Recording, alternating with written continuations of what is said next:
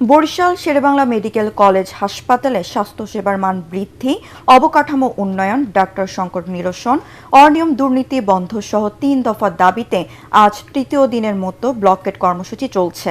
এর অংশ হিসেবে সকাল 10:30 থেকে ছাত্র জনতা বরিশাল ঢাকা মহাসড়কের বরিশাল নগরীর নথুল্লাবাদ সড়ক অবরোধ করে বিক্ষোভ করে। এতে বরিশাল সহ দক্ষিণ অঞ্চলের সাথে ঢাকা সহ সারা দেশের সাথে সড়ক যোগাযোগ বন্ধ রয়েছে। যাত্রীবাহী কয়েকশো বাস আটকা পড়েছে বিভিন্ন সড়কে।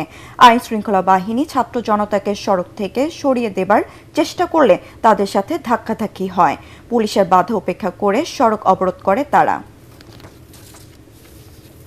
8 দিন শান্তিপূর্ণ সমাবেশ করার পরও আমাদের যে দাবি দাওয়াগুলো ছিল সেগুলো আসলে প্রশাসন মেনে নেয়নি বা তারা ওইভাবে আমাদেরকে আশ্বস্ত করেনি। তার পরিপ্রেক্ষিতে আমরা রাজপথে নামতে বাধ্য হয়েছি। এখন পর্যন্ত আমরা এর কোনো ফলশ্রুতি দেখতে পাচ্ছি না। এখন পর্যন্ত মেডিকেল থেকে আমাদের সাথে কেউ যোগাযোগ করছে না এবং মেডিকেলের কোনো সংস্কার এখন পর্যন্ত হয়নি, আপনারা জানেন। বরিশাল শেরেবাংলা মেডিকেল কলেজ সহ বাংলাদেশের সকল সরকারি হাসপাতালের অবস্থাপনা এবং স্বাস্থ্যখাত সংস্কারের 3 দফা দাবিতে আজকে 12 দিনের মতো বরিশালবাসী অবস্থান কর্মসূচি এবং শেরেবাংলা মেডিকেল বা স্বাস্থ্যখাতের যে সমস্যা, এই সমস্যা সারা বাংলাদেশের মানুষের সমস্যা।